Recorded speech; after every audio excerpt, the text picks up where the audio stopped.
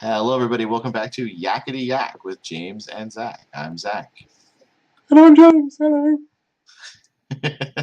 uh, it's been a bit busy around here, both at the start of the school year for me, and also James has been traveling. Where did you go, James? I went to Bratislava, which is 450 kilometers away. I got a train to play in Central European Nats. And the train journey lasted considerably longer than my Nats experience. So if you haven't yet, you got to check out James's article on the Dice Coalition blog for Dice Masters with James and Zach. We also posted it on our Facebook page, and it is a well put together report of the tournament. And you also did a good job documenting all the teams that were there. So if you wanted to see what people did, and because it wasn't a modern tournament, right? No, it was Global Escalation, which is a new format, one of the several that was proposed by WizKids. And it basically means that you can have any card from Golden apart from a short banned list, which has the normally banned ones like Rare Cosmic Cube, Swords of Revealing Light, and the other one, Relentless. Plus, added to that ban list are any cards which have been on a World's winning team in the last 3 years or on the US Nats winning team in 2018, unless they have a global. If the cards on those teams had a global, they stay in and they don't get added to the ban list. So the name is incredibly confusing, and there seems to be quite a lot of confusion online. But for Yeah. example, PXG was no doubt on some of those teams, but because it has a global, it doesn't get banned. Whereas Bard and Super Yakkety were on those teams and they don't have globals, so they do get banned. And there's a page which I probably should pull up, and I haven't prepared it, so I'll put that in the description. I mean, I guess the thinking, right, is that if you bring a strong global to a tournament, then your opponent is going to get to use it as well as you. But of course, you might better prepare for it. You might have some global hate on your team to help you use it more than your opponent. But I guess the point is still, if you have a strong global, then that's why it's not banned, is because it's still going to be double-sided, I guess. What did you think about the global escalation format before you went to the tournament? I was all right with it. It just seemed like a convenient way, as I said in the article, to ban some of the horrible filth that is in Golden. Because if you think about Golden, it's partly a bit overwhelming because there's so much stuff there, and also there are some super strong cards which tend to dominate, like the two I've mentioned already. And by having a reasonably short ban list, it I thought would make the meta a bit more varied, without annoying too many people who don't like bans too much, perhaps. Yeah, there you go. So it's basically just cards that have had their time in the sun, right? They won a nationals or they won a world's tournament, and so everybody knows they're strong, and so now we can move on and play something else, I guess. Absolutely. And so I've been looking through your teams, your article here with the different team lists, and honestly, it seems like that was the case, right? It didn't seem like there was one dominant meta that everybody was sort of playing the same thing. Yeah, seems to come out pretty well. There were three Ultraman teams, of which mine was one. Cliched way. And there were a couple of Hulk teams in the non-qualifying tournament because we had a parallel. That was really good, actually. Because obviously people were traveling for this, and then they have to qualify, which was in draft. Which means that some people probably will travel a long distance and then not qualify, which is a bit harsh. So to ameliorate that problem, we had a parallel tournament for the non-qualifiers while the actual Nats was going on. So those are the second lot of teams that I posted in the blog, and in there was a couple of Hulk teams, and there was two teams, one in each of the tournaments, which had Fix It on them. But apart from that, I think everything else was unique. So I think it worked out pretty well. Yeah. Definitely some strong globals that you see plenty of. The Mira global, which I don't feel like I ever used very much, but you can see why it'd be very helpful with things like Fix It around. I'm see Professor X, of course. The Storm global, I think, was used by a couple people to try to help mitigate. This is the Uncanny X-Men Storm that allows you to redirect action dice, and you can see why with Ultraman around that might be actually pretty helpful. Um, but for the most part, yeah, I think like you've got all kinds of different team formats, and this is true in most tournaments, I think. But even the teams that are playing the same win con kind of do it in different ways, which is always nice to see. Um, but yeah, you mentioned the non-qualifiers. There's it's sort of a shame because there's a lot of really interesting teams in that section of your article. We've got the Force Attack Toad on a couple of them, and a couple of Superman with Jimmy. I like that Rare Nova team. So all kinds of interesting things coming out there. So was it weird to have a draft qualifier for a constructed tournament that was going to be the next day? It's not. It wasn't a concern for me. I think we all know my feelings on draft. I'm not, I'm not the biggest fan. But luckily, I was qualified because I won last year, so I didn't have to worry about that. I did actually I said that I would participate in both drafts if that would up the total number of people who would qualify. So I did do the first draft. I didn't have to do the second one because my participation wouldn't have made any difference to the number of qualified. So the first one was Tomb of Annihilation, and I got people kept handing me win conditions. I had like 4 win conditions on my team. It was ridiculous. I kind of enjoyed it. I don't. I like draft. Especially enjoy the drafting process, Yeah. and I don't mind playing. I don't mind playing drafts. I find them quite fun. I don't really like paying for them. Yeah. I'm a bit of a tight fist. And I'm very glad that I didn't have to qualify on that basis because it is. In fact, I would have done because I came third. It was okay, but it's to my mind a bit random. I mean, obviously there is skill involved. There's no denying that, and there's the argument. Oops, switched camera. There's the argument that it's a level playing field, which it is to some extent. But in drafts, it totally ups the chance factor to a level that I personally am not very comfortable with, and I think I think that's demonstrated in the fact that some quite strong teams just didn't qualify, which is quite sad, really. Yeah. Well, and it's kind of a weird idea. You think like, well, you're going to go to a constructed tournament. You've got your team made. You've practiced it at least a little bit, right? But now, in order to qualify, you're going to have to do a different event using different sets and a sort of a different mindset. I Yeah. mean, a lot of people qualify for major nationals and worlds using draft events, but usually it's months ahead of time. And by the Mm. time the actual event comes around, new sets are out and the meta is totally different anyway. And so who knows, what it can be. It seems weird that like to have a draft one day and then now shift gears entirely and start playing constructed instead. I don't know that I like drafting as well, and I agree a little bit about the level playing field a bit, but it just feels like if you're going somewhere to do constructed, it feels like that's how you should qualify. Maybe that's just me. But anyway, yeah. So lots of interesting teams, and then tell us about the winning team. Well, it was won, I think this is no secret now, by Andy Ricketts, otherwise known as Spug, and we actually stayed in an Airbnb together because it turns out we're quite. I don't know, we seem to be quite well matched for housemates, and it was really nice to stay with him. That was probably a highlight of the experience for me since my tournament went appallingly.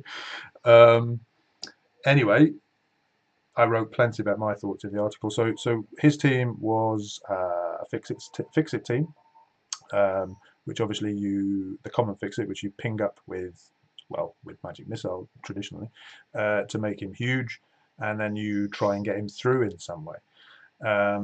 He was getting him through either with pin particles to give him overcrush and +1 to a fist character. That was an obvious add, or if the opponent had several annoying things like Ronin hand something to stop overcrush or whatever, he could go with Plan B, which was Hellfire, Uncommon Hellfire Club, which says if you have the character with the highest attack, then KO all other character dice, yours and the opponent's, which just leaves Fix It sitting pretty in the field. And unless they've got something like Blink Transmutation, there's nothing they can do to stop that. And in order to stop people blinking your massive Fix It back, he had Nefarious Broadcast, which after it's played stops all further globals that turn, and he also had Doom Caliber Knight, which has a global which you pay a fist when you attack, and your characters, I think can't be targeted by global abilities or something like that. I love that global. And I think in a weird error on WizKid's part, that actually that card was listed on the ban list, and then it got reversed when they remembered that it had a global on it, and that's why everybody brought it. I think they maybe had the wrong one, didn't they, or something weird? Because I don't there know, is maybe. there is a Doom Caliber Knight on the list, but it's the rare, which people were using Uh, to cancel Lantern Ring or something at some point. yeah, So, something. Anyway, anyway, um, anyway, I've just got a little bit of a video. I'll see if I can make this work. 'Cause it's a bit of a technological nightmare for me. I'm just going to up the audio on this, and we will try to make this work. This is what Spug's preparation. Remember, this is the person who won Central European Nats. This is 10 minutes before the tournament began. So I've never been this disorganised. Actually, believe it or not, for the UK Nationals, I took loads of dice with me with the expectation that I'd end up changing my team, but then I ended up playing the one that I printed off like a few days before I left home. In that book. So, we got to fill that form in, haven't sorry. we? We got to fill that form in. I never enjoy that. Yeah. So it's 10 minutes before the tournament starts, Spug, and just tell everybody what you're doing. I'm just making sure I've got everything. Just double checking. He's rooting through his bag looking for a parallax die, which he's just decided to put on his team. There it is. Got him. Right. Wish us luck. Oh, I've restarted. There we go. Okay, so let me just turn down Zach's volume before he speaks because he'll be really loud. I'm struggling a little bit with mouse control because, well, for issues, you don't need to know that. But basically, yeah, he made some last-minute changes to his team, as did I. But his worked out a little bit better than mine. He was just putting a parallax on at the last minute, and I think actually in the end the parallax came out again and was replaced by Rip Hunter's chalkboard. But okay, that gives the impression that it was all a bit last minute. In fact, he'd played Fix It in the UK Nats, so clearly he knew what he was doing. And as I discussed in the article, some of the changes he made, because I had quite a similar Fix It team previously, which I clearly should have played, and some of the differences between our two teams really sorted out the problems that I was experiencing. So Fix It is very energy intensive. You sometimes need to field him, which might cost you 3 in one turn. You have to ping him, which might cost you a couple of bolts specifically, and you might also need to get rid of an opposing scarecrow, which would be best pinged out before you field Fix It, otherwise they'll make you fix it. So you might need an enormous amount of energy all at the same time. And I also had Nefarious arsehole, as I like to call it. I didn't use that phrase in the article, but I think I can say it now. Which is a great card. It's brilliant for interfering with people's ramp. But on my team, I had PXG, and which is a bit stupid because obviously your opponent can interfere with your own PXG ramp, whereas Spug, very intelligently, put the rare Chwinger on the team, which gives ramp or bolts, and that's not messed about with by Nefarious Broadcast. And he also had rare Cold Gun, where I had, I think, Kryptonite, which means that you can just sort of get that out, get it in the field, and have it sitting there, rather than having to roll another action die, like Kryptonite, to blank Scarecrow at the right moment, or roll a couple of bolts, or if he's on top level 5 bolts to try and get rid of him before you field you fix it. So anyway, basically the changes that he made in removing PXG, in adding Rip Hunter's chalkboard, in adding rare Chwinger and rare Cold Gun, well, clearly made the difference between something which probably wouldn't have won if I played it, and something which did win. So all power to him. Well done. Congratulations. This is definitely, I was just looking here, the most multinational of all of the championships, right? I mean, it's obviously the Central European Nationals, but they really aren't kidding about that, right? We got people from all over the place. Yeah, it's really good. We had 6 countries, I think, in the whole event, and I think 4 in the actual Nats. There was people 3 people came from the UK. Steve and Matt, hello, in addition to Spug. And, oh, well, maybe I can put myself on camera. Hello. 2 people from Hungary who always come. Several people from Slovakia, obviously. A guy from the Czech Republic, Philip, hello. And 2 people came from Poland, and Peter Vendervelder, if I pronounced that correctly, from the Netherlands. So it was really good. That was really super. Wow, yeah.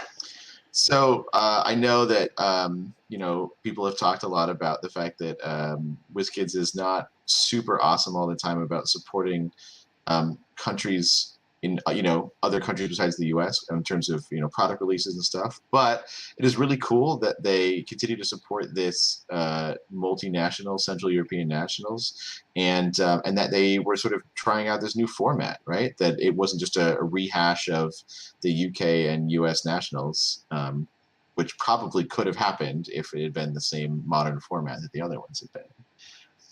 Yeah, I thought it was fine because the alternative would have been to more Yanti, and who wants that? It was good. It was good. It was very unknown, so the meta was very open, and yeah, I didn't do very well, but it was good. I think it was a good decision. Well done. Yeah. So, any final thoughts about the Central European Nationals 2018? Well, as probably might have come across in the article, I personally am struggling a little bit. I don't know. I think it's got me into a bit of a depressed state, and I'm going to have to get back on the horse or bike or whatever it is and play some games. But that's me. Who cares about me? I've got a little video that it's an audio track. I did some recording. I'll put myself on camera. So I'm trying to coordinate here. There are some audio recordings I did, which you should hear on the MOD podcast, which will be, I don't know when, in another week, I would guess. But one of the audio recordings I did was with Peter Chernak, who is the owner of Ihrisko, which was the venue. And I thought this was particularly interesting and really sort of quite positive. So I'm going to try. Again, I'm going to put Zach's volume up if I can find it. There we go. Because Zach is louder than these recordings, it seems. And I'm going to try and play this for you, which I thought was quite nice. Okay, I'm here with Peter Chernak, the host of Ihrisko and Central European Nats 2018. He looks lovely. Peter, how did it go? Oh, I am lovely. I had really good feeling. I really hoped for a little bit more people. We were like up to 20 different people here, and from 6 countries. It was supposed to be even 7 countries. Some Austrians were planning to come, and some more people from Košice. So I really hope to have even bigger and nicer feast. But I really enjoyed the community. I think even the global escalation, which could have been a bitter bite for some people before the Nats, turned out quite well when it comes to the plurality of like diversity and variety of constructs and games. I played really variety of ones, so I enjoyed it a lot. Well, thank you very much indeed for hosting the event. It was absolutely brilliant. I had a lovely time, even though I lost totally. I lost as well, but, yeah, terribly, horribly. I think the main thing is to keep it going in Europe and make sure that WizKids knows that what we're doing. And we are in touch with WizKids, and by we I mean several people who try to organize stuff in Europe, and the approach, despite of how it looks like publicly, is not that bad. They really have interest to do something, so they're very open to suggestions. They're suggesting things, so there's a hope that not only it will be a bit better than it used to be, but they're looking into how to support both the distribution when it comes to sales and the product itself, and availability of the product in Europe, but also about the support of communities and OP play, and how to attract new people to games, to both Dice Masters and HeroClix. So we are in complex discussions about different formats and systems, and I really hope it will turn out well, and we will have some beautiful celebrations again next year. Fantastic. Peter, thank you very much for everything. Have a lovely evening. Bless you and roll. Fantastic. Right, so let me just turn Zach's volume down without further ado. So yeah, he's a great guy. He's an amazing guy, and I was just sort of fiddling around with Google there, trying to find a picture of him. I think I might. If you go to the article on Dice Coalition, I'm sure you'll find that. I thought that was very positive, and it seems like he's talking to some people, and they're trying to sort stuff out. And I think Essen is coming up, and he's got a big meeting there. So I think that could be quite interesting. I think the future for Dice Masters is pretty positive. I think there's been a lot of negativity, but it's going to be okay. We hope it'll be fine. I think it'll be good. Yeah, I think so. You guys just got the new stuff, so you get new toys to play with now. Yeah, that's right. Oh, here we go. There he is. That's the man who was just talking. Oh, sorry, I should have pulled that up a bit sooner. That's the man himself. And if you want to read the article, if you haven't read it already, why the hell not? Here it is, Dice Coalition, and obviously that's where you'll find our how-to articles as well. Yeah, I got the new stuff turned up like a few days before Nats, so it wasn't street legal. But I bought it all, and I've opened it with my daughter. I haven't actually played with it yet. I can't quite bring myself to put a team together. I've got to get a mat on the table and get on with it. But yes, that will be fun, I think. Yeah. So thank you guys for watching. Let us know what you think about Global Escalation. And now that we've gotten one event done, I bet you there's going to be more teams brewing and counterplay and meta play and all kinds of things. So I look forward to seeing more events like this in the future. And let's see if we can get James to try out some new stuff and get a team together. So anyway, thank you guys for watching, and we'll see you next time. Thank you very much. Bye-bye.